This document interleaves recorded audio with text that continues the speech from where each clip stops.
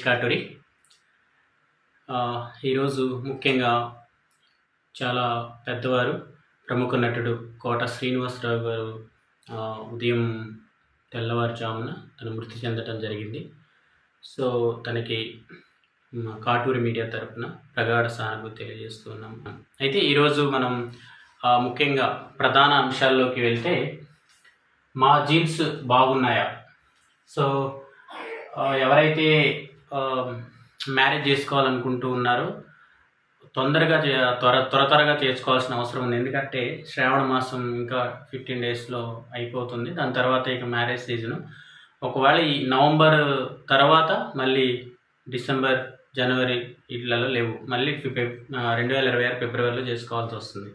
కాబట్టి ఇప్పుడున్న యూత్ చాలా ఎక్కువగా ఆలోచిస్తూ ఉన్నారనిపిస్తుంది. చూడండి, మా జీన్స్ బాగున్నాయా? వివాహానికి ముందు, సంతానానికి ముందు జన్యు పరీక్షలు చేయించుకుంటున్నారు. ఇంతకుముందు ఎలా పెళ్ళికి ముందుల అటు 7 తరాలు ఇటు 7 తరాలు చూడాలనుకునేవాళ్ళు ఒకప్పుడు మ్యారేజ్ విషయంలో.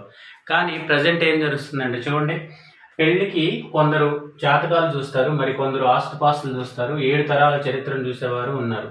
వీటి సంగతి ఎలా ఉన్నా జన్యు చరిత్రను కూడా చూడాల్సిందే అంటుంది నవతరం.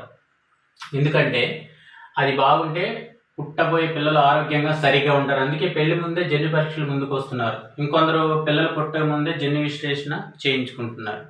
సో అట్లా ఇప్పుడు మనం కనుక చూస్తే దేశంలో ప్రజెంట్ ఏటా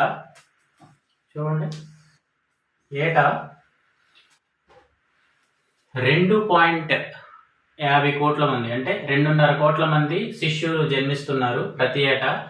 వీరిలో 17 లక్షల మంది ఏదో ఒక జన్యులోపంతో బాధపడుతున్నారు. దాదాపు 7,000 రకాల జన్యువ్యాధులు ఉన్నాయి. వాటిలో ఎక్కువ మందిలో కనిపించేది 40 నుంచి 43 రకాలు మాత్రమే. ఇంకా మనం మెయిన్ విషయాల్లోకి వెళ్తే, ఇంతకుముందు ఎంసెట్ అనేవారు, దాన్ని ఇప్పుడు ఎఫ్సెట్గా మార్చారు. సో 13 నుంచి 15 వరకు ఆప్షన్లు మార్చుకునే అవకాశం ఆల్రెడీ ఒక ఫస్ట్ ఆప్షన్స్ ఇచ్చేశారు. రెండో ఆప్షన్స్ ఈ నెల 13 నుంచి 15 వరకు ఆప్షన్లు మార్చుకునే అవకాశం. 18న తొలి విడత సీట్ల భర్తీ. సో రెండో వెబ్ ఆప్షన్ ఇచ్చారు వాళ్ళు ప్రజెంట్. రాష్ట్రంలో ఇంజనీరింగ్ కళాశాలల్లో ఎఫ్సెట్ 2025 సంబంధించి మార్క్ సీట్ల కేటాయింపు ప్రక్రియ మొదలైంది. శనివారం ఫలితాలు వెల్లడయ్యాయి. సో ప్రభుత్వ, ప్రైవేట్ యూనివర్సిటీల్లో కళాశాల మొత్తం 83,054 సీట్లకు గాను 77,154 మంది సీట్లు కేటాయించారనమాట. సో కన్వీనర్ దేవసేన తెలిపారు. అలాగే వెబ్ ఆప్షన్ ఇవ్వడంలో పొరపాట్లు చేస్తుంటే సరిదిద్దుకునేందుకు ఈ నెల 13 నుంచి 15 వరకు అవకాశాలు కల్పిస్తూ ఉన్నారు. ఆ మేరకు ఆప్షన్లు మార్చుకోవచ్చు. ఈ మాక్ కౌన్సిలింగ్ 16,905 మంది ఆప్షన్లు ఇచ్చినప్పటికీ సీట్ల లభ్యత, రిజర్వేషన్ తదితర కారణాల వల్ల సీట్లకు లభించాయని వివరించారు. సో అలాగే ఇంకా మనం చూస్తే ఈడబ్ల్యూఎస్ కోటాలో కూడా వీళ్ళకి 6,021 సీట్ ఇచ్చారు. ఎవరైతే ఎస్సీ, ఎస్టీ, బీసీ వాళ్ళు రిజర్వేషన్లు తింటున్నారని ఇప్పటివరకు వాళ్ళ మీద కూడా ఏడిశారో, రిజర్వేషన్లు ఈడబ్ల్యూఎస్ కోటా కింద 6,021 సీట్లు స్పెషల్గా ఈడబ్ల్యూఎస్ కూడా కేటాయించారు. ఈడబ్ల్యూఎస్ అంటే ఎవరు? అగ్రవర్ణాల్లో ఉండే రెడ్డిలు, కమ్మలు, కాపులు ఎవరైతే ఉన్నారో వీళ్ళందరికీ కూడా ఈ రిజర్వేషన్ ఉంది. దీని మీనింగ్ ఏంటి? భారతదేశంలో అందరికీ రిజర్వేషన్లు ఉన్నాయి. ఓన్లీ ఎస్సీ, ఎస్టీ, బీసీకే కాదు, ఓసీలకు కూడా రిజర్వేషన్లు ఉన్నాయి. సో కాబట్టి ఎవడి మీద పడి ఆడవలసిన అవసరం లేదు ఇక్కడ. సో ఇంజనీరింగ్ సీట్లు 6,021 సీట్లు ఈ ఈడబ్ల్యూఎస్ కేటాయించారు. సో అలాగే మనం ప్రధాన అంశాల్లోకి వెళ్తే, రీసెంట్గా ఈ ఎయిర్ ఇండియా బోయింగ్ 787 కూలిపోయింది కదా, సో అహ్మదాబాద్లో. సో ఇంధన స్విచ్ల వైఫల్యంతోనే ఘోరం ఏంటంట, ఇంధన స్విచ్లు ఏదైతే ఇంధనాలు ఇచ్చే 2 ఇంజిన్ల యొక్క స్విచ్లు ఏదైతే ఉన్నాయో అవి ఆగిపోవటం వల్ల ఈ ఘోరం జరిగింది. సెకండ్ వ్యవధిలో 2 ఇంజిన్లకు ఆగిపోయిన సరఫరా. కొన్ని సెకండ్ల తేడాతో 2 ఇంజిన్ల యొక్క స్విచ్లు యొక్క ఆప్షన్స్ ఆగిపోయాయంట. సో ఆ స్విచ్లను ఎందుకు ఆపావన్న ఒక పైలట్, నేను ఆపలేదన్న మరో పైలట్. మళ్ళీ ఇంజిన్ స్టార్ట్ అయ్యేలోగా ప్రమాదం. అహ్మదాబాద్లో కూలిన విమానంపై 15 పేజీల ప్రాథమిక నివేదిక, తుది నివేదిక వచ్చే వరకు వేచి చూద్దాం. రామ్మోహన్ నాయుడు ఈయన కన్సర్న్ మినిస్టర్. సో 2 ఇంజన్లు రెప్పపాటు అంటే సెకండ్ వ్యవధిలో ఇంధన సరఫరా నిలిచిపోవడం వల్లే అహ్మదాబాద్ ఎయిర్ ఇండియాకి చెందిన AI-17 విమానం కూలిపోయిందని ప్రాథమిక దర్యాప్తు నివేదిక తెలిపింది. అర్థమైంది కదా. సో ఇంధన సరఫరా నిలిచిపోవడంతో కాక్పిట్లో అయోమయం నెలకొంది. ఫలితంగా టేకాఫ్ అయిన వెంటనే కూలిపోయిందని వెల్లడించింది. ఇంధన సరఫరా ఎందుకు ఆపావని ఒక పైలట్ ప్రశ్నించగా తాను ఆపలేదని మరో పైలట్ సమాధానం ఇవ్వడం కాక్పిట్ వాయిస్ రికార్డులో నమోదైందని తెలిపింది. సో కాక్పిట్ అంటే ఈ విమానంలో ఒకటి ఉంటుందన్నమాట. వీళ్ళు ఏదన్నా ప్రమాదం జరిగినప్పుడు వీళ్ళు ఏం మాట్లాడుకున్నారో కూడా అందులో రికార్డ్ అవుతుంది. సో అలాగే అహ్మదాబాద్ నుంచి లండన్ వెళ్తున్న Air India Boeing 787 Dreamliner June 12వ తేదీన, అంటే పోయిన నెల 12వ తేదీన కరెక్ట్గా నెల అవుతుంది ఈ ఇన్సిడెంట్ జరిగి. వెంటనే కూలిపోయిన సంగతి తెలిసింది. అందులోని ఒక్కరి మేహ ప్రయాణికుల సిబ్బంది కలిపి 241 మంది మరణించారు. వారితో పాటు విమానం ఆసుపత్రి హాస్టల్పై కూలిపోవడంతో 29 మంది మృతి చెందారు. టోటల్గా ఎంతమంది అంటే 270 మంది చనిపోయారు. చాలా పెద్ద ప్రమాదం ఇది. సో ఈ ప్రమాదంపై 15 పేజీల ప్రాథమిక నివేదికను ప్రమాద దర్యాప్తులో AIB శనివారం విడుదల చేసింది. అయితే ఇంజన్లకు ఇంధన సరఫరా నిలిచిపోవడానికి కారణమైన ఇంధన స్విచ్లు ఎందుకు కట్ ఆఫ్ మోడ్లోకి వచ్చాయన్న వివరాలను నివేదిక వెల్లడించలేదు. దీంతో పాటు బోయింగ్ 787-7 విమానాల ఆపరేటర్పై ఎటువంటి చర్యలు AIB సిఫారసు చేయలేదు. సో 1 సెకండ్ వ్యవధిలోనే ఇంధన సరఫరా స్విచ్లు రన్ నుంచి కటాఫ్లోకి మారిపోయి వెంటనే హైడ్రాలిక్ పవర్ను సరఫరా చేసేందుకు ర్యామే టర్బైన్ మోహరించినప్పటికీ 2 ఇంజన్లు అప్పటికే ఆగిపోయాయి. టోటల్గా 270 మంది చనిపోయారు.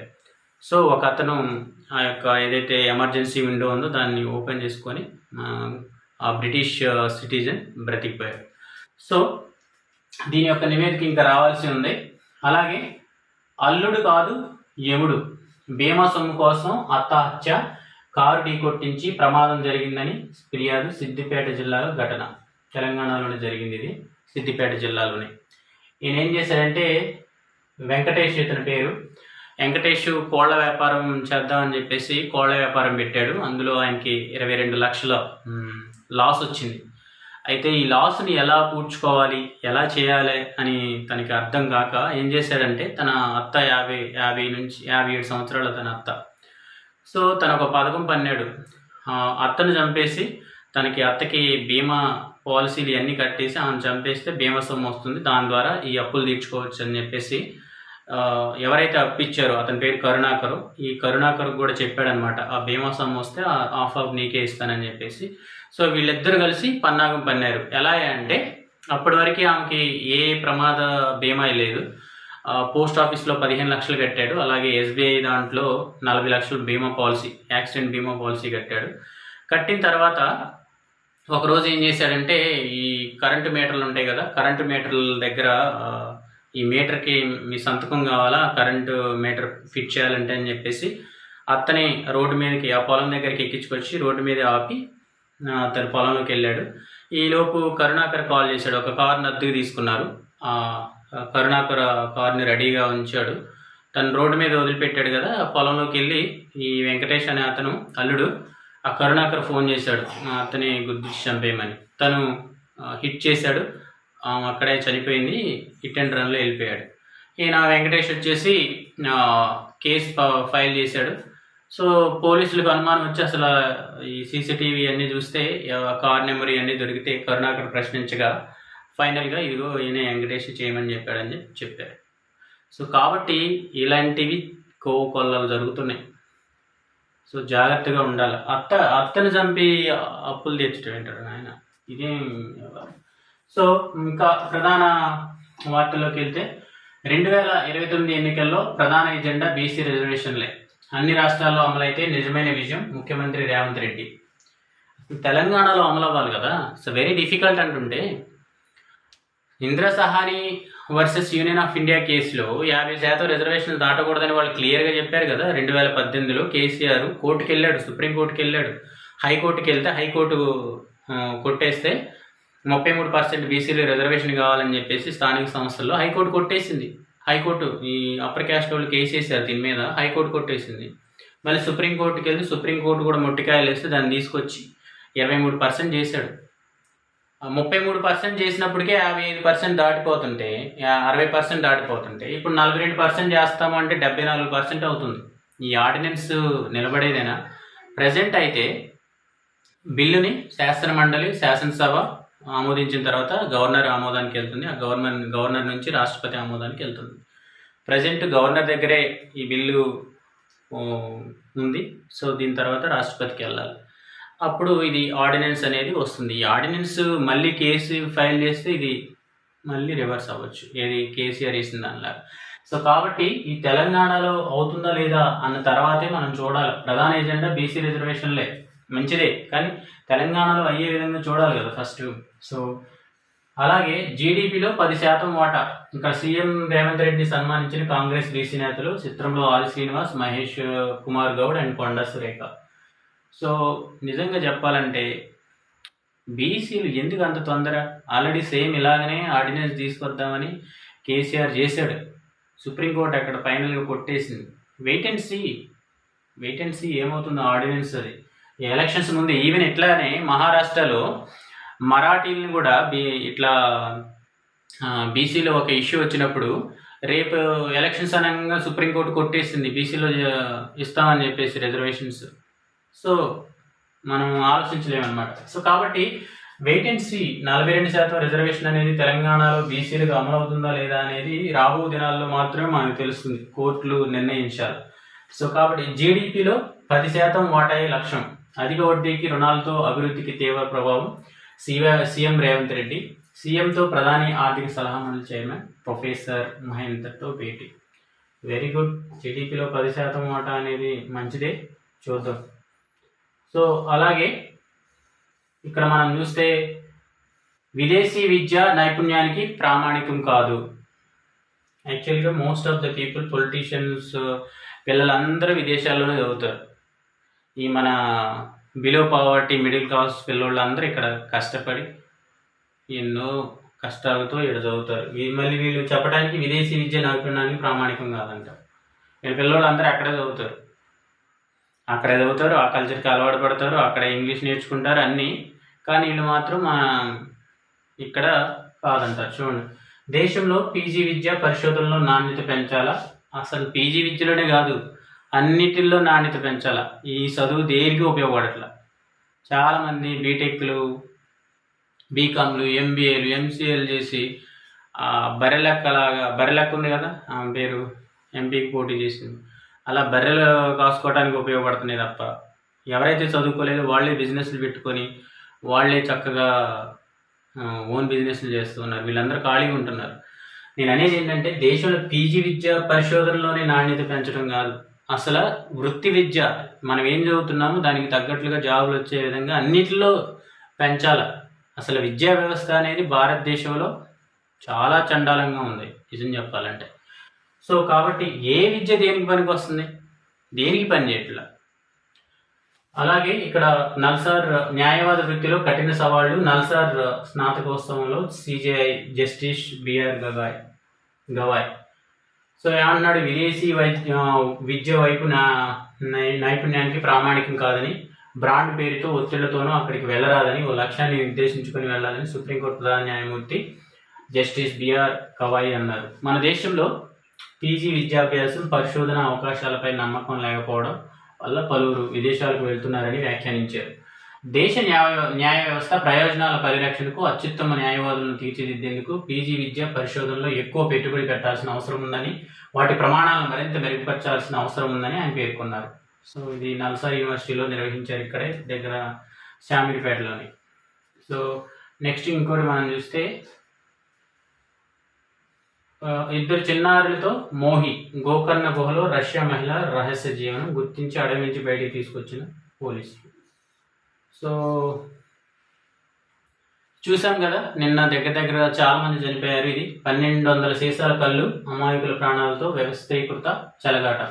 సో ఈ కల్తీ కళ్ళు దాగి చాలా మంది ఇక్కడ దగ్గర కుక్కట్పల్లిలో కళ్ళు కాంపౌండ్ ఉండిద్ది.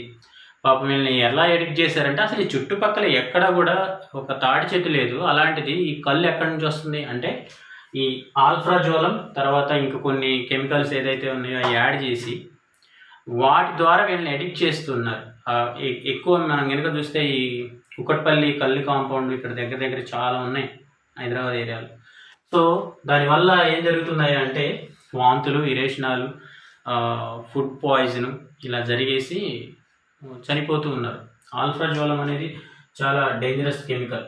సో దీన్ని ఎస్పెషల్లీ తెలంగాణ గవర్నమెంట్ వీటి మీద బ్యాన్ చేయాలి. ఎందుకంటే రీసెంట్గా గౌడ్ ఒక అతను అరెస్ట్ చేశారు, వాళ్ళ అబ్బాయిలు ఇద్దరిని అరెస్ట్ చేశారు.